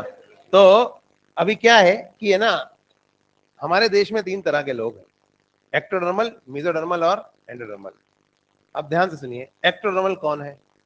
एक्टोडर्मल है एक तो फौज वाले, आर्मी नेवी, जो भी डिफेंस वाले जो बॉर्डर पे खड़े और हमारी सुरक्षा कर रहे हैं ताकि दुश्मन अंदर ना आए, एक तो वो फौज है, वो एक्टोडर्मल है। उसके अलावा गवर्नमेंट जो डिसीजन लेती है, जुडिशरी, न्यायपालिका, कार्यपालिका, सुना है ना, आर्मी, आर्मी मतलब उसमें सब आ गया, बॉर्डर रोड ऑर्गेनाइजेशन, बीएसएफ सब आ गया है ना। Army, government, judiciary, media, television, radio और इंटरनेट, ये सब एक्टोडर्मल है। समझ में आई बात? हमारे देश में फिर से सुनिए, आर्मी, गवर्नमेंट, जुडिशरी, मीडिया और इंटरनेट, ये क्या है? एक्टोडर्मल। अब आ जाओ मीजोडर्मल कौन है? मीजोडर्मल देश का इंफ्रास्ट्रक्चर है, जिसपे हमारा देश टिका हुआ है, पूरा इंफ्रास्ट्रक्चर मीजोडर्मल है, आधारभूत ढांचा। समझते हैं इंफ्रास्ट्रक्चर? मैं बताता हूँ, रोडवेज, रेलवेज, शिपवेज, है ना, इसके अलावा irrigation canal, dam, power house, engineers, doctors, antibodies, है ना। तो ये सब चीजें जो है, all modes of transportation and power, ये सब पूरा आधारभूत ढांचा, जिसमें क्या क्या आता है पता है? फिर से देखिए, तीनों हर तरह के मीन्स ऑफ कम्युनिकेशन आता है, transportation, roadways, railways, shipways, irrigation canals, है ना। इसके अलावा हॉस्पिटल्स, है ना, power house, power distribution grids, जो भी आप सोच सकते हो जिसमें हमारा देश, ये सब क्या है? ये मेसोडर्मल है, पूरा इंफ्रास्ट्रक्चर। तो एंडोडर्मल क्या है? एंडोडर्मल है देश का वो गरीब मजदूर या किसान जो वाकई वो काम कर रहा है जिससे देश चल रहा है। बाकी तो सब इकोनॉमिक्स है। आपको पता होगा, 2 ही चीजें तो रियल बिजनेस है, एग्रीकल्चर और माइनिंग। अरे भैया, पैसा क्या है? मैंने तुमने तुम्हारे फादर ने कहीं से पैसा, तुम्हारे फादर डॉक्टर है, उन्होंने किसी को कुछ एडवाइस दिया, उसका पैसा ले लिया और बदले में वो पैसा मुझे दे दिया क्योंकि मैं तुम्हें पढ़ा रहा हूँ। वो तो घूम रहा है, उसमें प्रोड्यूस क्या हो रहा है? बेवकूफ बना के हम दूसरे का पैसा ले लेते हैं। सारी इकोनॉमिक्स यही तो है, तू मेरा तो अपना पैसा मुझे दे दे। एक हकला आया, वो अपनी फिल्म बनाएगा और आप जाओगे हॉल में देखने, उसका पैसा, आपका पैसा उसको मिल गया, फिर वो कहीं और देगा, जब उसका लड़का पकड़ा जाएगा तो ये लो आप रख लो ये पैसा, है ना। तो पैसा घूम रहा है, काम क्या हो रहा है? मतलब हाउ इज, आपने इकोनॉमिक्स पढ़ी नहीं पढ़ी क्लास 10th में, है ना। What is the real business? देखो बिजनेस 2 ही है।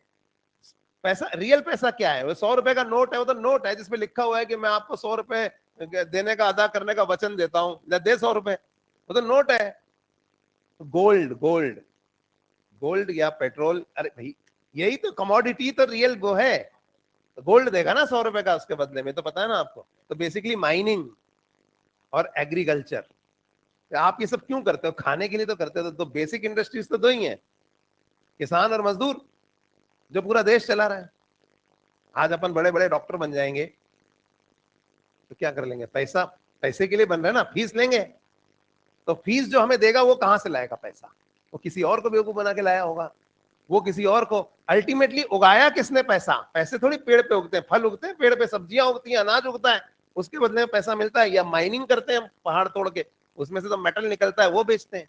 तो अल्टीमेटली तो यही 2 चीजें हैं ना। तो मजदूर और किसान जो वाकई वो काम कर रहा है, हम इकोनॉमिक्स में चले गए एक्चुअली, वापस आते हैं, जिससे वाकई देश चल रहा है, वो एंडोडर्मल है, मजदूर और किसान।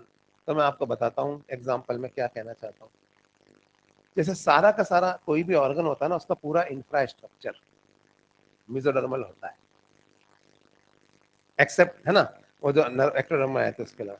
लेकिन जो उनकी इनर लाइनिंग होती है, जिसपे वाकई वो काम हो रहा होता है जिसके लिए वो ऑर्गन बना है, वो एंडोडर्मल होता है। जैसे लंग्स पूरे मेसोडर्मल है, पर लंग्स की वो इनर लाइनिंग जिसपे एक्सचेंज ऑफ गैसेस होता है, वो एंडोडर्मल है। एलिमेंट्री कैनाल, पेरिटोनियम, सब वॉल ऑफ एलिमेंट्री कैनाल सब मेसोडर्मल है, पर उसकी जो इनर लाइनिंग है जिसपे डाइजेशन और एब्जॉर्प्शन होता है, वो एंडोडर्मल है। सर्कुलेटरी सिस्टम पूरा मेसोडर्मल है, हार्ट, ब्लड वेसल सब। पर वो कैपिलरीज जो वाकई वो काम करती हैं जिसके लिए सर्कुलेटरी सिस्टम बना है, यानी एक्सचेंज ऑफ मटेरियल, वो एंडोडर्मल है। समझ में आ रही नहीं आ रही? तो inner lining of visceral organ on which the actual life process takes place is endodermal. तो देश के मजदूर और किसान के अलावा एक और चीज एंडोडर्मल है, पता है क्या? ब्यूरोक्रेसी। आप कहेंगे ये क्या हुआ? जो ये आईएएस ऑफिसर्स होते हैं ना, सेक्रेटरीज, अब जैसे एग्रीकल्चर मिनिस्टर है, उसको कुछ पता ही नहीं होता एग्रीकल्चर के बारे में, तो पॉलिटिकल कंपल्शन के बन गया। एजुकेशन मिनिस्टर, वो भी ऐसा हो सकता है जिसे एजुकेशन ही नहीं पता, कुछ भी हो सकता है। टूरिज्म मिनिस्टर ऐसा बन सकता है जो कभी जिसने कभी देखला नहीं। हेल्थ मिनिस्टर, कोई भी कहीं भी किसी भी फील्ड में हो सकता है। इधर थोड़ा हट के बोल रहे है ना। तो अभी क्या हो गया, लेकिन इनके अंडर में जो सेक्रेटरीज होते हैं वो आईएएस ऑफिसर्स होते हैं। सुना नहीं सुना आपने? वो बताते हैं इनको कि साहब ये करना। अब रेल मंत्री, कभी तो पता ही नहीं कि इंजन में क्या कैसे होता है, कोई मैकेनिकल इंजीनियर थोड़ी है रेल मंत्री, लेकिन कौन से इंजन खरीदने हैं नहीं खरीदने हैं, जो उसके नीचे जो आईएएस होते हैं वो बताते हैं। तो देश कौन चला रहा है? देश तो ब्यूरोक्रेसी चला रही है, नेता थोड़ी चला रहे हैं। नेता तो बस साइन करता है। नहीं, बात समझ में? तो जो एंडोक्राइन सिस्टम है हमारा, वो हमारी ब्यूरोक्रेसी है। नहीं आई बात समझ में? Endocrine glands apart from inner lining of visceral organs on which the actual life process takes place। गरीब, मजदूर और किसान के अलावा जो ये आईएएस ऑफिसर्स होते हैं ना, जो सेक्रेटरी होते हैं, दे वही तो थिंक टैंक है हमारा, कि पॉलिसी क्या लानी है, क्या नहीं लानी है, क्या करना है। तो वो भी एंडोडर्मल है। वही देश चला रहे हैं, मजदूर, किसान और ब्यूरोक्रेट्स। और कौन चला रहा है देश? तो इस तरह से अब हम आते हैं असली बात पे कि हमारी बॉडी में इसका क्या महत्व है। तो मैंने कहा कि आर्मी, मीडिया, गवर्नमेंट, जुडिशरी, सब क्या है? एक्टोडर्मल, यानी all epidermal protective structures. Epidermis is the outermost layer. All cutaneous glands, मतलब सारे एपिडर्मल प्रोटेक्टिव स्ट्रक्चर्स, सारे क्यूटेनियस ग्लैंड्स, चाहे स्वेट ग्लैंड हो, चाहे सिबेशियस ग्लैंड हो, चाहे म्यूकस ग्लैंड ऑफ रॉक के, हमारे में तो है नहीं। तो all cutaneous structures, epidermal protective structures are ectodermal. यहाँ तक कि दांत का भी इनेमिल एक्टोडर्मल होता है, क्योंकि प्रोटेक्टिव है। अंदर का दांत भले ही पूरा मेसोडर्मल और डेंटाइन वाला है ना। तो all protective structures which are derived from epidermis, बालों का गुच्छा यानी सींग केराटिन से बने, है ना। तो all epidermal protective structures are ectodermal, plus entire nervous system, CNS, PNS, ANS, and all receptor organs and all the neurons and supportive neuroglia is ectodermal। ये हो गया ectodermal। इसके अलावा क्या ectodermal है? पिट्यूटरी, स्टोमेडियम और प्रोक्टोडियम, है ना। ये सब क्या है? ectodermal। खत्म। अब आ जाओ मेसोडर्मल क्या है। पूरा इंफ्रास्ट्रक्चर बॉडी का मेसोडर्मल है। एपिडर्मिस के नीचे क्या होता है? बोलो। Dermis, dermis, peritoneum, bones, muscles, cartilage, ligament, tendon, all fluids, aqueous humour, vitreous humour से लेके और साइनोवियल फ्लूइड से लेके और pleural fluid, pericardial fluid, blood, lymph, blood corpuscles, antibodies, doctors, है ना। सब सब सब मेसोडर्मल। पूरा entire infrastructure is mesodermal. Cartilage, tendon, ligament, जो भी आप सोच सकते हैं, मसल्स, पावर हाउस, है ना, जिसपे हमारा शरीर खड़ा है, बोन्स, टेंडन, सब मेसोडर्मल है। प्लस क्या मेसोडर्मल है? गोनैड्स, टेस्टिस और ओवरी। एंडोडर्मल क्या है? Inner lining of all visceral organs, है ना, on which the actual life process takes place, and remaining endocrine glands, remaining endocrine and exocrine glands। remaining मतलब किसके अलावा? एक्टोडर्मल वाला पिट्यूटरी के अलावा, मेसोडर्मल वाले, एक्टोडर्मल वाला पिट्यूटरी और एड्रिनल मेडुला के अलावा, और मेसोडर्म में गोनैड के अलावा। अब जितने भी एंडोक्राइन एक्सोक्राइन ग्लैंड है ना, चाहे पेनक्रियाज हो, चाहे थायराइड हो, है ना, चाहे लिवर ही क्यों ना हो, सब क्या है? एंडोडर्मल। खत्म। तो इस तरह से अगर आप करोगे तो बता सकते हो कि कौन सा जो है इस चीज से क्या बना। जैसे आई है, आई पूरी, आई के अंदर भले इंफ्रास्ट्रक्चर मेसोडर्मल, पर रेटाइना कैसी होती है? एक्टोडर्मल होती है ना, इसमें इमेज बन रही। तो इस तरह से अगर आप करोगे तो मैं लिखा भी सकता हूँ इसको बहुत सारे ऑर्गन्स, लेकिन इतने डिटेल क्वेश्चन नहीं आते, इन जनरल आपको आइडिया होना चाहिए कि कौन सा जो है किस ऑर्गन किस जर्म लेयर से बनता है। ठीक है, तो ये है। इसके अलावा और बताओ इसमें क्या है। तो हमने यहाँ पे 3 जर्म लेयर्स के बारे में पढ़ा।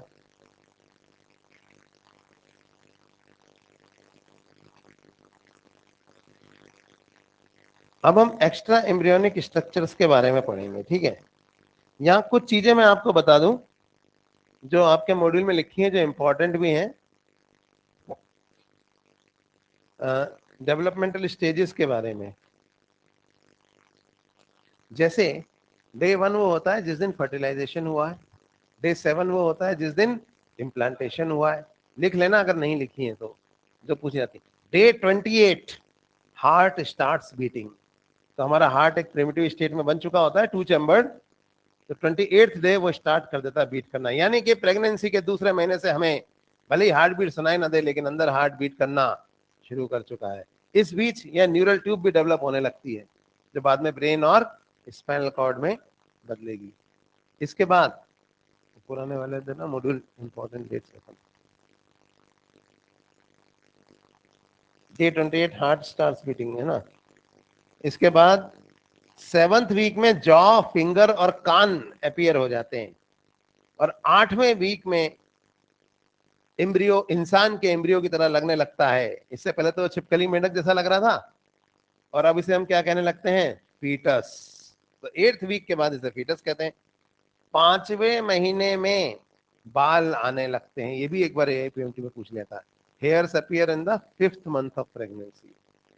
और नाखून वगैरह जो है वो 9वें महीने में आते हैं, और प्लेसेंटा 9वें महीने तक ही ग्रो होती रहती है। फिर उसके बाद फिर ये सारी रिवर्ट हो जाते हैं चेंजेस, और फिर पार्चुरेशन हो जाता है।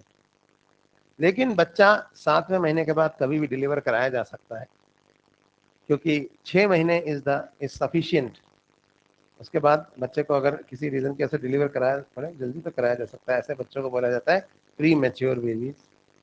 6 मंथ्स तो कम से कम। हाँ, उसने क्या किया है क्या पता, जो मैं बता रहा हूँ यही है ना। तो ये कुछ लैंडमार्क्स हैं जो एम्ब्रियोनिक डेवलपमेंट के आपको पता होने चाहिए। अब हम इस एम्ब्रियो के बाहर पाए जाने वाले स्ट्रक्चर। हाँ, क्या डॉपलर? देखो, डॉपलर इफेक्ट पढ़ा है आपने। अब डॉपलर इफेक्ट से आप कुछ भी चेक कर सकते हो, बॉडी के अंदर ब्लड के फ्लो से लेके इंटरगैलेक्टिक शिफ्ट तक। आप क्या जानना चाहते हो? गैलेक्सीज एक दूसरे से दूर जा रही हैं, वो भी डॉपलर से ही चेक करते हैं। एक्सपेंशन मोड में हमें रेड शिफ्ट आ रही है ना। अच्छा, वो ब्लड का फ्लो, मतलब बॉडी के अंदर जो ब्लड फ्लो है वो प्रॉपर है या नहीं। Blood is going away, red shift आएगी। Blood is coming towards the observer, blue shift आएगी। समझ में आ रहा नहीं आ रहा? तो basically how good is the shift defines how good is the blood flow. नहीं आ रही बात समझ? तो डॉपलर से वो मूवमेंट्स चेक करते हैं आप, ब्लड के फ्लो के, मेनली ब्लड के फ्लो के। तो कि भाई, तो उससे आइडिया लगता है अपने को कि अब कैसे करते हैं हम डॉपलर इफेक्ट में। इंजन ऐसे जा रहा है, सामने से सिटी मारा, तो आपने जैसे टकरा के साउंड वापस आया, उस फार्मूला होता है ना उसका, मैं भूल गया। वही फार्मूला लगा के ब्लड के फ्लो और ब्लड की स्पीड, आप इंजन की स्पीड फिजिक्स में निकालते डॉपलर इफेक्ट से, इंजन कितनी स्पीड से गया, कैसे निकल गया ऑब्जर्वर के सामने। क्वेश्चन आते हैं, बंद हो गए सवाल आपके, है ना। वही तो है। तो डॉपलर से हम मूवमेंट और फ्लूइड का मूवमेंट जनरली, हमारी बॉडी में बच्चा कहाँ भाग के जाएगा, वो तो अंदर ही रहेगा। ऐसा थोड़ी कि सिटी मॉल चला गया फिर आ गया तो पता कर रहे हैं डॉपलर से कितनी दूर गया था आज। वो तो ब्लड का फ्लो ऊपर नीचे इधर नीचे माँ के अंदर वही हो रहा है, वही चेक करते हैं डॉक्टर। और बोलो। अच्छा, अब हम बात करेंगे एक्स्ट्रा एम्ब्रियोनिक मेम्ब्रेन्स की। अगले आधे घंटे में जो मैं पढ़ाऊंगा उसमें से गारंटीड एक क्वेश्चन आएगा, तो ध्यान से सुनिए। ठीक है, देखो, एम्ब्रियो के बाहर 4 एक्स्ट्रा एम्ब्रियोनिक मेम्ब्रेन्स होती हैं, उनका डेवलपमेंट अब हम यहाँ पे पढ़ेंगे। और वो कौन सी मेम्ब्रेन क्या करती है और किससे बनती है। 4 हैं, आपको पता है, एमनियन, कोरियन, योक्सेक और एलेंटोइड्स। तो आप एक बात देखो कि ये देखना आप, ये क्या है पता है आपको? ये है पैराइटल एक्स्ट्रा एम्ब्रियोनिक मेसोडर्म, और ये क्या है बोलो? विसरल। और उनके बीच में जो कैविटी तुम्हें दिख रही है वो क्या है? Extra embryonic coelom. ये है ना यहाँ पे। अब कनेक्टिंग स्टॉक की ओरिजिनल पोजीशन यहाँ थी, याद करो, यहाँ थी ना। जब एम्ब्रियो में फोल्डिंग होती है तो कनेक्टिंग स्टॉक की पोजीशन भी चेंज होती है, और कनेक्टिंग स्टॉक यहाँ आ जाता है, इस एरिया में। इधर ऐसा डायग्राम भी हटा दिए हैं, उसमें कुछ है ही नहीं डायग्राम। चलो आप मान लो यहाँ आ गया। ये अनस्प्लिट एक्स्ट्रा एम्ब्रियोनिक मेसोडर्म है जो कनेक्टिंग स्टॉक बना रही है। अब 4 एक्स्ट्रा एम्ब्रियोनिक मेसोडर्म जो हमारे अंदर, एक्स्ट्रा एम्ब्रियोनिक मेम्ब्रेन जो हमारी बॉडी के अंदर होती है, इनके फंक्शंस हमें पता होने चाहिए। सबसे पहले हम बात करेंगे इसकी, इसका नाम है एमनियन। ठीक है, तो एमनियन के बारे में अगर हम बात करें, हर एक्स्ट्रा एम्ब्रियोनिक मेम्ब्रेन जो है ना वो 2 सोर्सेज से बनी है। जैसे एमनियन, एमनियन के 2 सोर्स पता है कौन कौन से हैं? एक तो है एमनियोजेनिक सेल्स, याद करो। दूसरा, अब दूसरा सोर्स क्या है एमनियन का पता है? ये क्वेश्चन एक्चुअली कंट्रोवर्शियल है। वो ये है एमनियन का दूसरा सोर्स, एक्स्ट्रा एम्ब्रियोनिक मेसोडर्म, जो इसको बनाने में हेल्प करती है। पर आपके जो AIPMT में या शायद नीट में आया था 2-4 साल पहले, तो उसमें इन्होंने एक्टोडर्म को माना था, क्योंकि एमनियन असल में इस तरफ एक्टोडर्मल सेल्स भी तो इसको हेल्प कर रहे हैं बनाने में। तो आप तो याद रख लो, क्या याद रखोगे कि एमनियन को कौन बनाते हैं? एमनियोजेनिक सेल्स प्लस एक्टोडर्म बनाते हैं। ठीक है, कोरियन, अभी पहले मैं टेबल बना दूं फिर देखना। कोरियन के 2 सोर्सेस कौन कौन से हैं बताओगे कोई? कौन से हैं? ये डायग्राम में दिख रहे हैं। किसने बनाया था कोरियन को? याद करो, बाहर से ट्रोफोब्लास्ट ने और अंदर से विसरल एक्स्ट्रा एम्ब्रियोनिक मेसोडर्म ने। तो कोरियन के 2 सोर्स हैं, trophoblast plus parietal extra embryonic mesoderm, ये थे ना। योक सैक के 2 सोर्सेज भी जान लीजिए।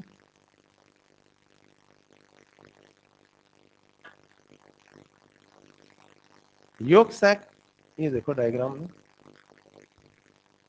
योक सैक को एक तो एंडोडर्म बना रही है ना, और दूसरा ये देखो, ये विसरल एक्स्ट्रा एम्ब्रियोनिक मेसोडर्म है यहाँ पे। यही थी ना यहाँ पे, याद करो शुरू में, ये पैराइटल तो यहाँ थी, इस डायग्राम को याद करो। तो योक सैक को बनाने वाले 2 लेयर्स कौन कौन से हैं? तो endoderm plus visceral extra embryonic mesoderm. अब चौथी जो लेयर है वो है एलेंटॉइड्स। एलेंटॉइड्स को आप देखिए, एक तो एंडोडर्म बना रही है, ऊपर से ये अनस्प्लिट एक्स्ट्रा एम्ब्रियोनिक मेसोडर्म भी इसको बनाती है।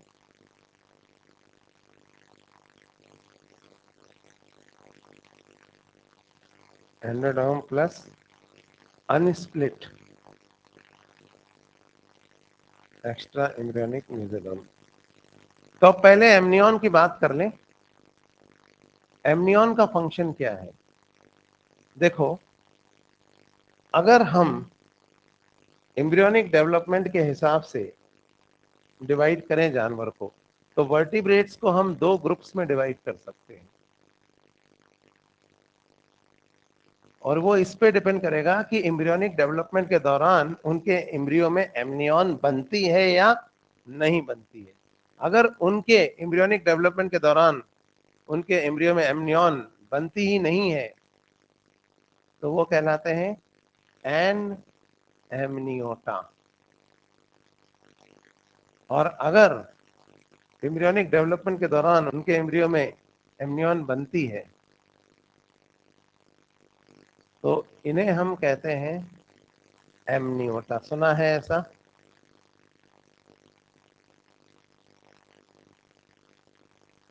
अब एन एमनियोटा जो होते हैं ना, वो सारे के सारे ओवी पैरस होते हैं, यानी कि अंडा देने वाले।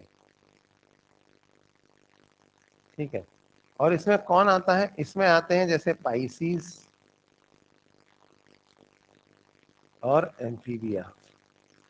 एक्सेप्शंस हैं जो हम डाइवर्सिटी में पढ़ेंगे, पर इन जनरल पाइसीज और एम्फीबिया जो है, ये सब ओवी पैरस है।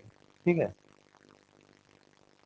इनके ऊपर कोई, इनके एम्ब्रियो में कोई एमनियन नहीं होती, और इनका एम्ब्रियो कहाँ डेवलप होता है? वाटर में। देखो भाई, एम्ब्रियो जो है उसको एक्वेटिक मीडियम चाहिए डेवलप होने के लिए। पाइसीज में एम्ब्रियो पानी में डेवलप होता है। एम्फीबिया जो है उनके अंदर जो एम्ब्रियो है वो पानी में ही डेवलप होता है, लेकिन एम्फीबिया जमीन पे आ सकते हैं, आ सकते नहीं आ सकते। इधर एनेमनियोटा के बाद एमनियोटा। एमनियोटा दो तरह के होते हैं, एक होते हैं ओवीपेरस और दूसरे होते हैं विवीपेरस।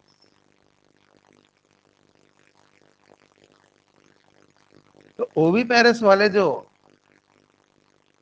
एमनियोटा है इसमें आते हैं रेप्टाइल, इसके बाद कौन आए? एवीज, और कौन से मैमल्स? प्रोटोथीरिया। जबकि विवीपेरस में कौन आता है?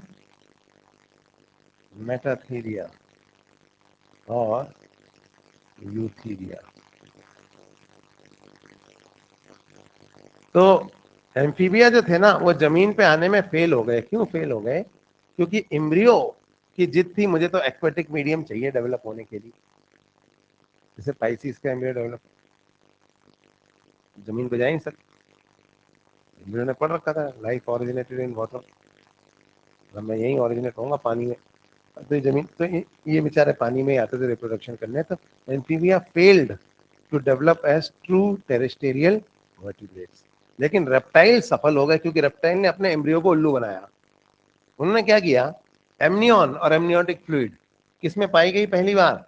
रेप्टाइल में। तो रेप्टाइल ने अपने एम्ब्रियो को उल्लू बनाया, क्योंकि बस एमनियन थी, एमनियोटिक फ्लूइड था। एम्ब्रियो बोला नहीं, मैं तो तभी आऊंगा जब पानी में डेवलप कर ना, सी में, सी वाटर में लाइफ ओरिजिनेट हुई थी। तो एम्ब्रियो बस पानी में, मेरे को गोवा में डेवलप होना है, बस कहीं नहीं करना, गोवा में बीच पे। तो अभी ये इसको कैसे इसकी जिद पूरी करें? तो इन्होंने क्या किया, इसको एमनियोटिक फ्लूइड में बंद कर दिया, फ्लूइड में तैरा दिया। एम्ब्रियो बेचारे की तो आंखें बंद थी, उसको थोड़ी पता चलेगा कि कहाँ बीच पर है या कहाँ है। लग रहा बढ़िया गोवा बीच पे हूँ, ठंडा ठंडा एमनियोटिक फ्लूइड पी रहा हूँ, आंखें मीच के, है ना। लेकिन आंखें बंद है तो उसे लगा हाँ अच्छा बढ़िया है। तो और ये पूरा का पूरा ये किस में रखा हुआ था बोलो? ये पूरा का पूरा जो है ये हमने कैल्शियम कार्बोनेट की शेल में बंद किया और इसे रख दिया जमीन पे। बन गया ना बेवकूफ एम्ब्रियो। तो इस तरह से रेप्टाइल ने पहली बार अपने एम्ब्रियो को बेवकूफ बनाया, एमनियोटिक फ्लूइड में उसे तैरा दिया और बाद में शेल में बंद करके जमीन पे रख दिया, और ये डेवलप हो गया। और यही परंपरा रेप्टाइल के बाद एवीज ने भी अपने बच्चों के साथ करी। प्रोटोथीरिया ने भी ऐसे बेवकूफ बनाया अपने बच्चों को। मेटाथीरिया ने, हम लोग भी बनाते हैं। इंसान बच्चा महान नालायक, इसको भी मतलब फ्लूइड एक्वेटिक मीडियम में डेवलप होना है, तो इसको भी एमनियोटिक फ्लूइड में तैरा दिया। और एमनियोटिक फ्लूइड वो पूरा चीज यूट्रस में रखा है, यूट्रस लेडी के अंदर, लेडी जमीन पे चल रही है, उसको लग रहा है बढ़िया समुद्र में है ना। तो ये कैसे हम सफल हुए टेरेस्टेरियल एनिमल्स बनने में?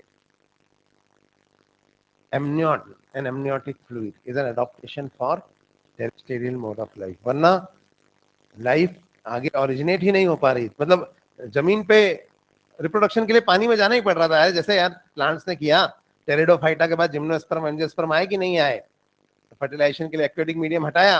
लेकिन यहाँ तो एम्ब्रियोनिक डेवलपमेंट भी एक्वेटिक मीडियम मांग रहा था एनिमेलिया में। प्लांट इतना नालायक नहीं थे, प्लांट के बच्चे, एनिमल के ज्यादा नालायक। तो उनको दिया फिर वो एमनियन और एमनियोटिक फ्लूइड। तो इसकी वजह से so amnion and amniotic fluid led to the success of reptiles as the first terrestrial vertebrates. Although amphibia failed, but reptile were successful. यहाँ से फिर आगे की कहानी आपको बताई। तो भाई ये जो एम्ब्रियो हमने यहाँ बनाया है, इस एम्ब्रियो को देखिए आप। अगर ये एम्ब्रियो एक कैल्शियम कार्बोनेट की शेल में रख, पहले तो बताओ ये एमनियोटा का एम्ब्रियो की एन एमनियोटा का? एमनियोटा का है ना, एमनियन दिख रही है यहाँ। अगर ये एम्ब्रियो एक कैल्शियम कार्बोनेट की शेल में रखा हुआ है, कैल्शियम कार्बोनेट की शेल में बंद है, तो इसका मतलब ये इनका एम्ब्रियो है।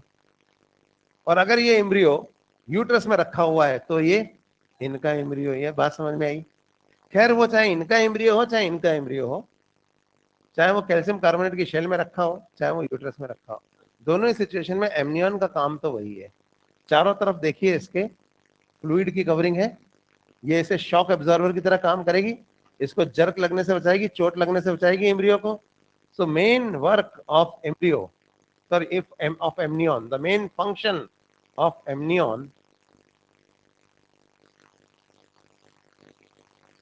in all the vertebrates, चाहे वो रेप्टाइल हो, चाहे वो एवीज हो, चाहे वो कोई भी मैमल्स हो, क्या है इसका मेन फंक्शन? सुरक्षा, यानी कि प्रोटेक्शन. शॉक एब्जॉर्बर की तरह काम करती है, तो सब में इसका यही फंक्शन है. अच्छा, इसमें क्या होता है कि जैसे हमारा एम्ब्रियो है ना, ये एक्टोडर्म के सेल्स डायरेक्टली कांटेक्ट में आ रहे हैं ना एमनियोटिक फ्लूइड के, तो झड़ते रहते हैं इसमें. तो किसी बारीक नीडल से थोड़ा सा एमनियोटिक फ्लूइड अगर हमने खींच लिया और तो उसमें सेल भी आ जाएंगे. तो इन सेल्स की कैरियोटाइपिंग करेंगे हम,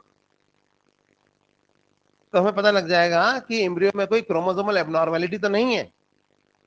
इस टेक्निक को बोला जाता है एमनियोसेंटेसिस. लेकिन लोगों ने इसका दुरुपयोग शुरू कर दिया. इसमें यह भी पता लग जाएगा कि एक्स एक्स है या एक्स वाई है. इसलिए एमनियोसेंटेसिस जनरली बैन कर दी गई. जनरली पब्लिक में ऐसे मतलब कहीं नहीं होती है, लेकिन अगर करनी पड़ेगी तो करेंगे ना हॉस्पिटल किसी, मतलब अगर क्रोमो, लेकिन क्योंकि हमने दूसरे तरीके निकाल लिए. कोरियोनिक विलाई सैंपलिंग, यहाँ पे कोरियन में विलाई उगते हैं, उसमें भी आपको पता लग जाएगा कि कोई मतलब ऐसा एम्ब्रियो में कोई डिफेक्ट तो नहीं है. और दूसरा, ये थोड़ा इन्वेजिव टेक्निक है, आप पंचर करके फ्लूइड निकाल रहे हो, है ना, तो इसलिए एमनियोसेंटेसिस बैंड है. पर एमनियोसेंटेसिस क्या होती है समझ गए, है ना. चलिए, ये एमनियन का फंक्शन में कुछ नहीं है, बस ये एमनियन का फंक्शन. अब आ जाओ कोरियन के फंक्शन के बारे में. कोरियन के जो फंक्शन है वो अलग अलग जानवरों में अलग अलग है भाई. वो जानवर ओविपेरस है या विविपेरस, इस पे डिपेंड करता है. अब जैसे आप बात करो विविपेरस मैमल्स की, यानी कौन आते हैं विविपेरस मैमल्स में? मेटाथीरिया और यूथीरिया. तो विविपेरस मैमल्स के अंदर पता है कोरियन क्या करती है, हम पढ़ेंगे आगे इसको. कोरियन में ना विलाई डेवलप होते हैं, कोरियोनिक विलाई, इधर इस तरफ, यहाँ ये. और ये कोरियोनिक विलाई जो है ना, ये यूट्रस की डेसिडुआ में घुस जाते हैं, मदर के यूट्रस की डेसिडुआ में, और वहां उनके साथ मिलके प्लेसेंटा बनाते हैं. ऐसा सुना है आपने? तो कोरियन बेसिकली प्लेसेंटा बनाने में हेल्प करती है. तो जो कोई भी फंक्शंस प्लेसेंटा के होंगे, उनका सबका क्रेडिट किसको मिलेगा? कोरियन को. So in case of viviparous mammals, chorion helps in placenta formation. So whatever are the functions of chorion, of placenta, are attributed to chorion. क्या क्या फंक्शन होता है विविपेरस मैमल्स में, बताइए. प्लेसेंटा के थ्रू, प्लेसेंटा के through जो है गैसेस का एक्सचेंज हो जाता है, यानी कि रेस्पिरेशन. प्लेसेंटा के थ्रू भोजन मिल जाता है, न्यूट्रिशन. और प्लेसेंटा के थ्रू नाइट्रोजनस वेस्ट माँ के ब्लड से बच्चे के ब्लड में, बच्चे के ब्लड से माँ के ब्लड में रिलीज कर दिए जाते हैं, यानी कि एक्सक्रीशन. तो ये है कोरियन का फंक्शन, किसमें? विविपेरस मैमल्स में. अब बात करते हैं रेप्टाइल, एवीज और प्रोटोथीरिया की. क्या इन तीनों में प्लेसेंटा होगी? नहीं. अरे इनमें प्लेसेंटा थोड़े ना होगी, ये तो ओविपेरस है. तो इनके अंदर कोरियन में कोई विलाई नहीं उगने वाले. और ये तो पूरा कैल्शियम कार्बोनेट की शेल में बंद है. और न्यूट्रिशन का भी कोई स्कोप नहीं, क्योंकि प्लेसेंटा ही नहीं है. एक्सक्रीशन का भी कोई स्कोप नहीं है, क्योंकि प्लेसेंटा नहीं है. लेकिन ये जो कैल्शियम कार्बोनेट की शेल होती है ना यहाँ, वो गैस परमिएबल होती है. उससे O2 और CO2 का डिफ्यूजन हो सकता है. ये जो शेल है यहाँ पर, है ना, तो कोरियन के थ्रू भी वो O2 CO2 डिफ्यूज होंगी, तभी तो बाहर निकलेंगी. तो एक फंक्शन हम फिर भी मान सकते हैं कोरियन का, रेप्टाइल एविस प्रोटोथीरिया में. बोलो क्या? रेस्पिरेशन. अरे समझ में आ रहा है नहीं आ रहा? अब आ जाओ योक सैक और योक सैक के फंक्शंस पर. तो योक सैक की भी वही कहानी है कि विविपेरस मैमल्स होते हैं जैसे, तो क्या विविपेरस मैमल्स के योक सैक में योग होता है? नहीं होता. नहीं होता ना, न्यूट्रिशन योग से थोड़ा ना मिलता है. तो फिर योग सैक का हम लोग के केस में विविपेरस मैमल्स में क्या काम? सबसे पहले ब्लड कौन बनाता है? Yolk sac. बताया था नहीं बताया था आपको? फिर लिवर बनाता है, स्प्लीन बनाता है. तो फर्स्ट हीमोपोएटिक स्ट्रक्चर, समझ में आ रही है बात? पहला स्ट्रक्चर जो ब्लड बनाता है वो योग सैक होता है। यही हमारे केस में फंक्शन है विविपेरस मैमल्स में। जबकि रेप्टाइल, एवीज और प्रोटोथीरिया के अंदर बताइए क्या फंक्शन है योग सैक का? योग सैक में योग है और योग क्या प्रोवाइड करेगा? न्यूट्रिशन। ठीक है, यहां तक कोई डाउट? अब चौथी एक्स्ट्रा एम्ब्रियोनिक मेम्ब्रेन, जिसका नाम हमने रखा था एलेंटोइस, इसका क्या फंक्शन है ये भी देख लेते हैं।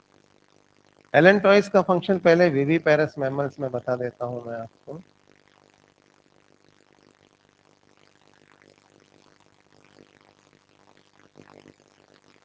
जैसे कोरियन में विलाई निकलते हैं ना, वैसे ही एलेंटोइस में भी विलाई निकलते हैं मैमल्स के, ऐसे ऐसे।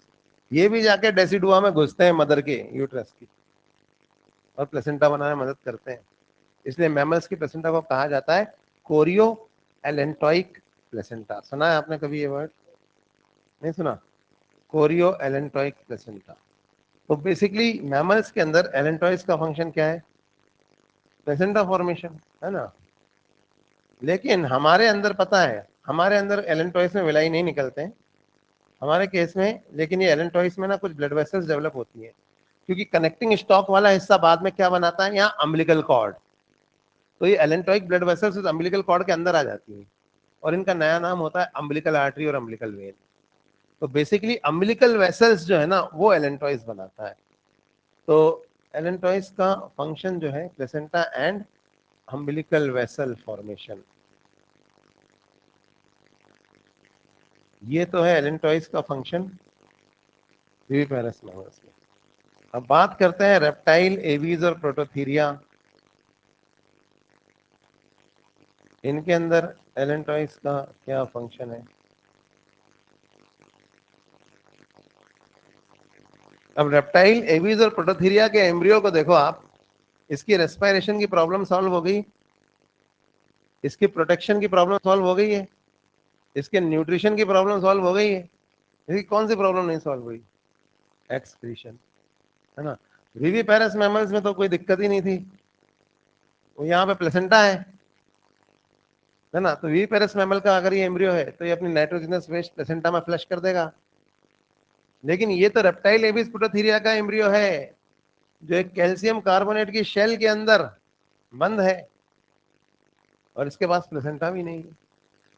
तो विविपेरस मैमल्स का जो एम्ब्रियो है ना, उसको तो उसके रूम में तो यहाँ अटैच टॉयलेट मिला हुआ है उसे, जिसमें वो नाइट्रोजनस वेस्ट फ्लश कर सकता है। लेकिन रेप्टाइल, एविस, प्रोटोथीरिया का जो एम्ब्रियो है उसके रूम में अटैच टॉयलेट नहीं है। उसने सस्ता वाला रूम लिया है उधर विज्ञान नगर में पीछे मस्जिद की तरफ, वहां पे। तो वहां पे रूम सस्ता है लेकिन टॉयलेट अटैच नहीं है, तो ये बंद है अपने शेल के अंदर। अभी एक्सक्रीशन कैसे करें? शेल में बंद है ना। ऐसा भी नहीं है कि यहाँ से शेल तोड़ के खेत में लोटा लेके चला जाए फिर आ जाए, अंदर बंद है। एक्सक्रीशन का कुछ बचा ही नहीं, इसमें गुंजाइश ही नहीं है। एक चीज खाली पड़ी है इसके कमरे में, ये एलेंटॉइस। इसका कोई यूज ही नहीं है ना इसमें, तो कमरे में बंद है, निकल नहीं सकता। एक पीपा पड़ा कोने में खाली, तो ये एलेंटॉइस खाली पड़ी है, तो ये अपने नाइट्रोजनस वेस्ट इस एलेंटॉइस में निकालता रहता है। यूरिक एसिड होता है इसका नाइट्रोजनस वेस्ट, याद होगा। टॉक्सिक तो है नहीं, टॉक्सिक नहीं है ना, सारे शेल्ड एग वाले के अंदर यूरिक एसिड ही होता है। तो ये इसमें एलेंटॉइस में अपने नाइट्रोजनस वेस्ट निकालता रहता। बर्ड का एम्ब्रियो है मान लीजिए, उसके बाद ये बर्ड बन के अंडा फोड़ के उड़ जाता है, फूटे हुए अंडे में क्या पड़ी रह जाती है? एलेंटॉइस कंटेनिंग यूरिक एसिड, यही रह जाएगा। एक दिन लड़का जो है कमरा छोड़ के भाग गया, उड़ गया। मकान मालिक आया तो देखता कमरा खाली पड़ा है, कमरे में कोई है ही नहीं, खुला है, किराया भी नहीं देखेगा।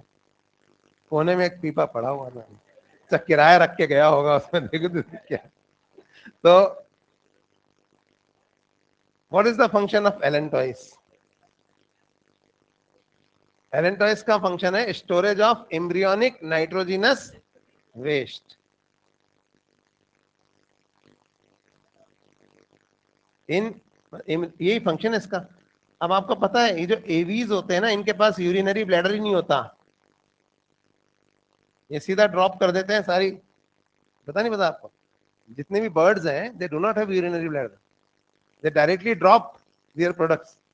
कौन सी बर्ड्स के पास यूरिनरी ब्लैडर होता है बताओ?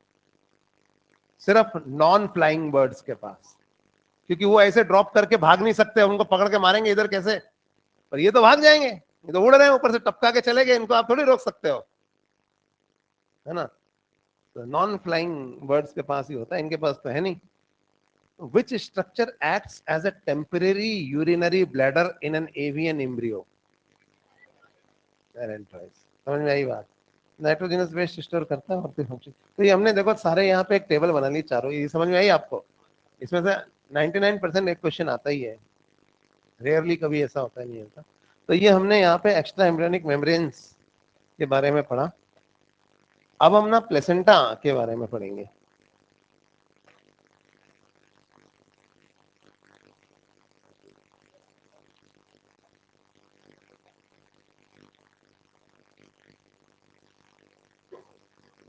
टाइम हो गया?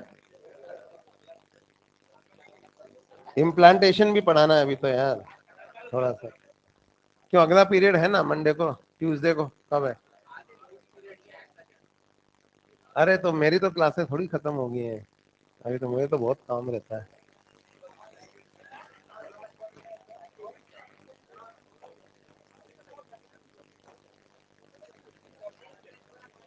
मेरे को फिर क्लास लेनी है एक ऑनलाइन।